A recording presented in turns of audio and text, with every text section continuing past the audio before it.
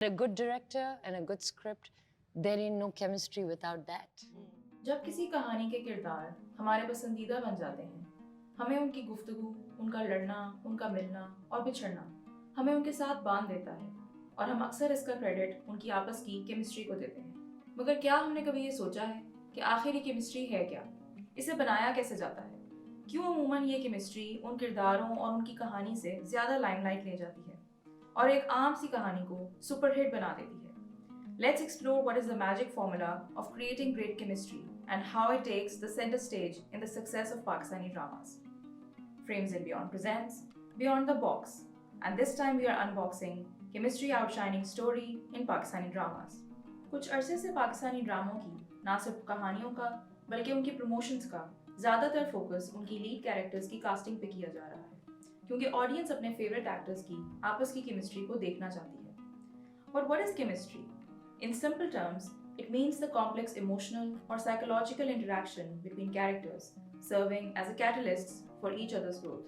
اس term کا زیادہ تر استعمال رومانٹک ریلیشن شپس کے لیے کیا جاتا ہے، مگر کیمسٹری دو دوستوں کے بیچ بھی ہو سکتی ہے، یہاں تک کہ دشمنوں میں بھی۔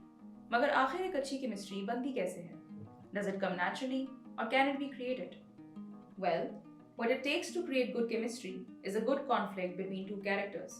یہ کانفلکٹ ان کی پرسنالٹیز میں ہو سکتا ہے، ان کے خیالات یا نظریات میں، یا ان کے گولز میں، اور جب کہانی کا پلاٹ ان کرداروں کو آپس میں انٹریکٹ کرنے پہ مجبور کرتا ہے اور یہ کردار ایک دوسرے کے بلیفز کو اور موٹیویشنز کو چیلنج کرتے ہیں، تب ایک بہترین کیمسٹری ابھر کے سامنے آتی ہے۔ اس پروسیس میں کرداروں کے آپس میں ٹینشن کریٹ ہوتی ہے اور سب کی زبان پہ ایک ہی سوال ہوتا ہے، آخر یہ دونوں ایک کب ہوں گے؟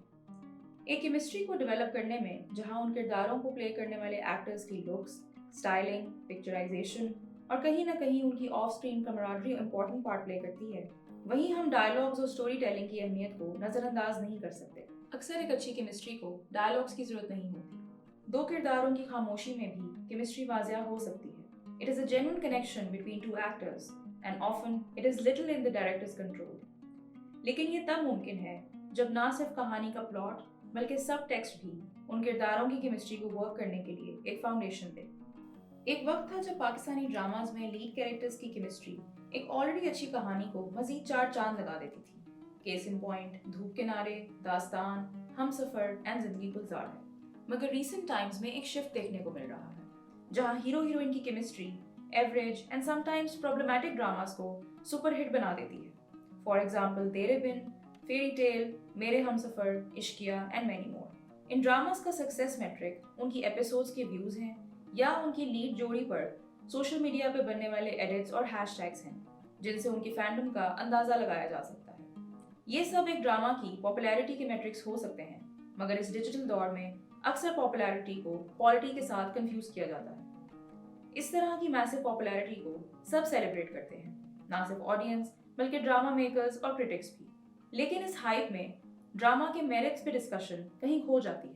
ہائی لائٹ ہوتا ہے تو صرف فینس کا فیڈ بیک جو اپنی پسندیدہ جوڑی کے رومانٹک مومنٹس انجوائے کرنا چاہتے ہیں، جس کے لیے وہ ان ڈراماز کے سیزن 2 بھی ڈیمانڈ کرتے ہیں جہاں سیزن 1 سوائے لیڈ کپل کی کیمسٹری کے ایک معیاری کہانی اور کردار دینے میں بھی کامیاب نہ ہوا۔ However, such demands are not unheard of. لوگ اپنی پسندیدہ کہانی اور کرداروں کو بار بار دیکھنا چاہتے ہیں۔ The reason why fan fiction exists. یہ اس بات کی تصدیق کرتی ہے کہ آخر کچھ ہے جو آڈینس کے ساتھ کلک کر رہا ہے۔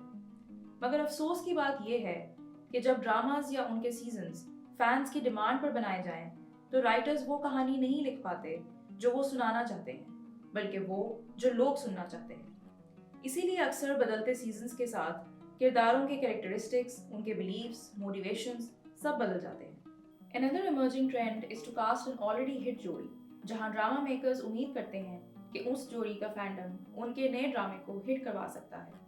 But we have seen some cases where this doesn't work because the drama was not based on a strong story but only on a formula. Case in point, پرستان۔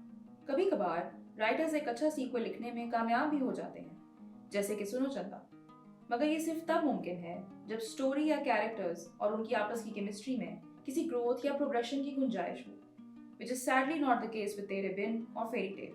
The sequels of these projects are getting greenlit for just fan services, where the story is a mere montage of cute romantic moments that can be converted to reels and memes by their fans.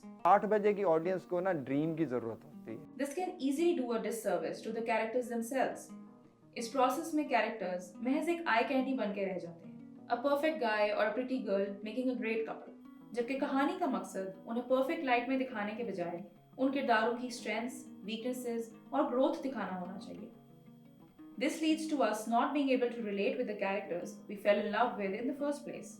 ये argument भी पेश किया जाता है कि drama makers वही बना रहे हैं जो ऑडियंस देखना चाहती है, लेकिन ऑडियंस एक अच्छी केमिस्ट्री के साथ साथ एक बेहतरीन स्टोरी भी देखना चाहती है, which seems like the least of the priority of drama makers these days.